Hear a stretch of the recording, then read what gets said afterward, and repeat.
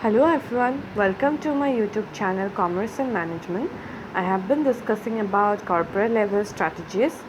We have got there are four major types of corporate level strategy: expansion, stability, retrenchment and combination.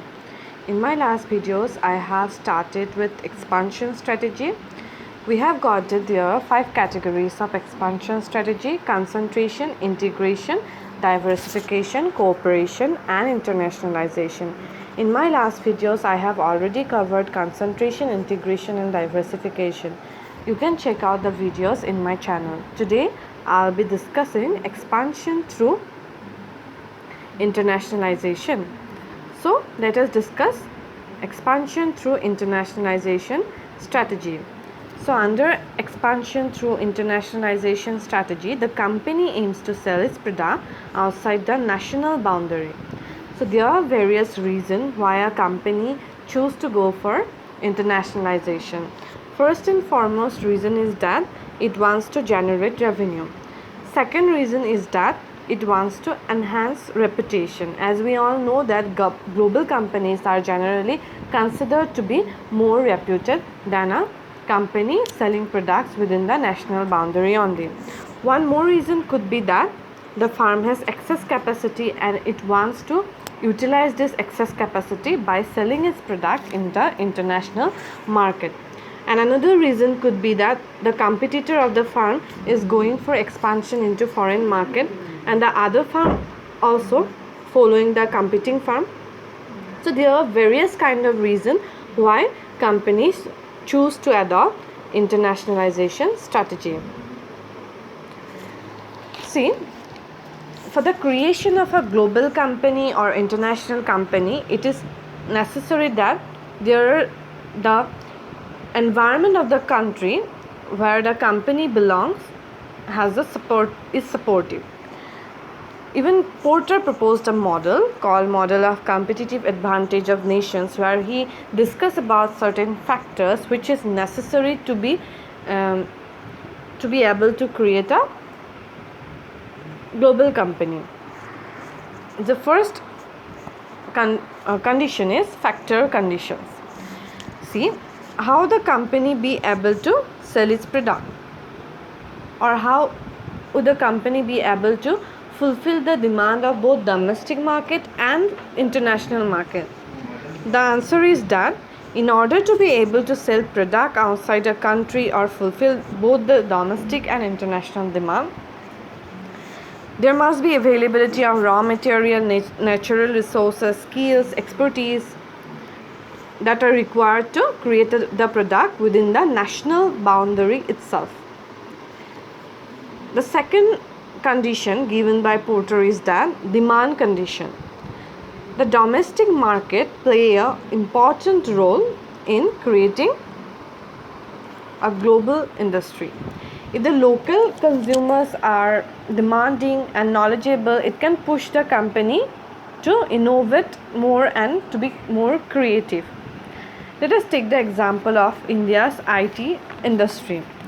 So, India's IT industry has become a world-class industry and has been able to be a prime software developer. It has become possible due to two main reasons. One is that availability of expertise in IT, and second is that demand within the country.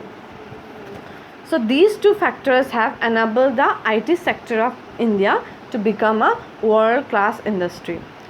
Let's move on to the third factor given by Porter: related and supporting industry. In order to produce in large quantities and to be able to satisfy overseas demand, the existence of related and supporting industry should be strong. Let us take the example of a company which is into export business of silk clothes. For this, company will need the help of other allied industries engaged in the activities of reeling, sorting of raw silk, coloring of raw silk. If these industries are not strong enough, the company will not be able to export its product to the international market. The last factor that was given by Porter is firm strategy, structure and rivalry. See, the law of the nation and the attitude of the government towards industry, how industries are governed, created, everything contributes to the creation of a world-class industry. Again, how competitive the domestic market is also an important factor. See, if a domestic company sees that its rival is expanding into foreign market, it will also follow its competing firms. Let's take the example of Japanese car manufacturing companies like Honda, Nissan, Toyota. They are very competitive in the domestic market, and that is why they are able to compete in the global market also. So these are the 4 factors that Porter described and said that these conditions are necessary to be present in the country's environment in order to create a global company.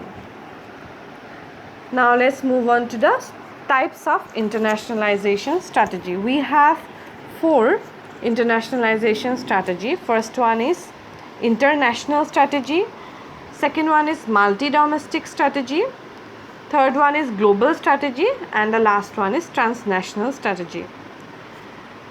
I have created a figure for better understanding.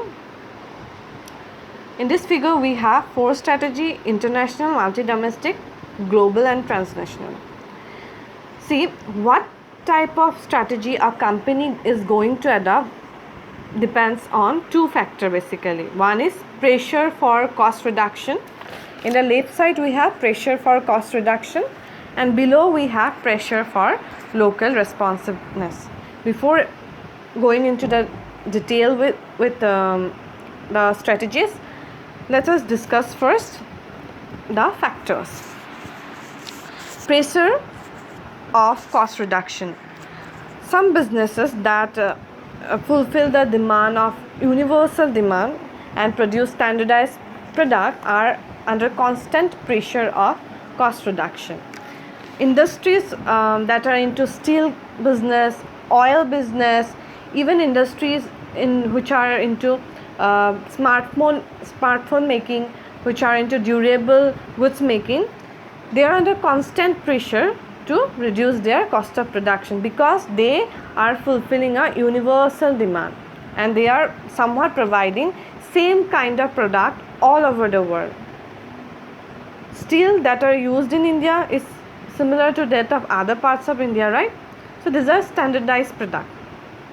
So what this company do is they look for places to set up their factories where cost of production, cost of labor, cost of raw material is low, and that is why many American multinationals have established factories in China, Vietnam, India, because there in these places cost of production is very low.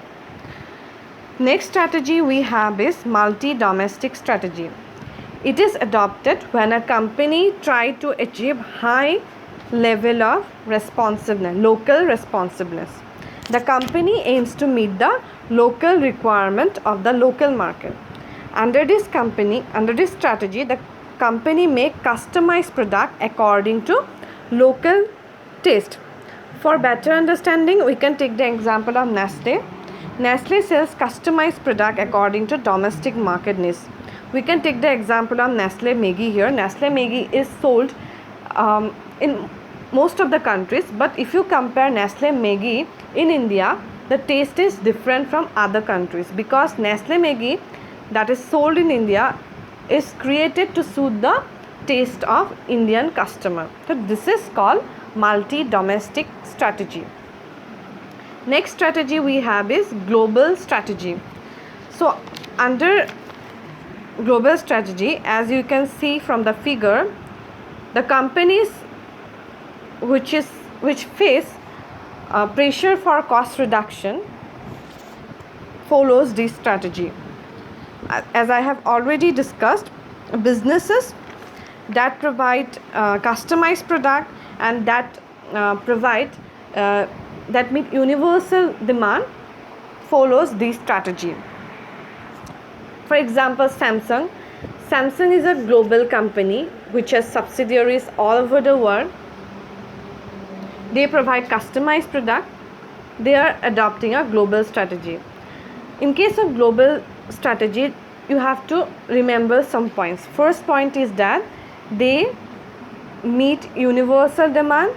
Second point is that they provide same kind of product all over the world. Third point is that a global company has subsidiaries all over the world, but these subsidiaries are not independent of the headquarters. The subsidiaries cannot make own product launch. They cannot make decision independent from the headquarters. So they are fully dependent on the headquarters. So in this case, Samsung India, that is a subsidiary of Samsung, is totally dependent on the headquarters back in South Korea. Next strategy and the last strategy is transnational strategy. Global strategy and transnational strategy are used synonymously, but this is not true. In reality, there is a difference between global and transnational strategy. In order to better understand, we can first discuss the difference between the two, global and transnational strategy. By this way, we will be able to understand transnational strategy in a clear way. So what I have told, that in case of global strategy, a firm sell standardized product all over the world. It meets universal demand. It has subsidiaries all over the world, but subsidiaries are dependent on headquarters. They are not independent, and they do not consider local responsiveness. Clear? But in case of transnational strategy, they also provide standardized product. They also meet some kind of universal demand, but they provide some importance to local responsiveness.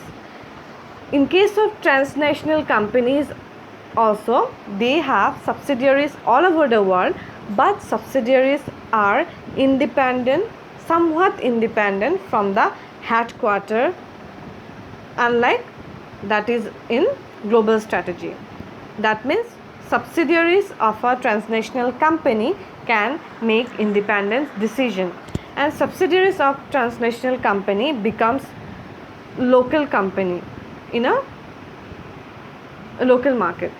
Let's take the example of Hull, Hindustan Unilever Limited. See, in case of Hull, which is a subsidiary of Unilever Limited of United Kingdom. So if you talk about Hull, when Hull comes to your mind, you will feel that it is like an Indian company.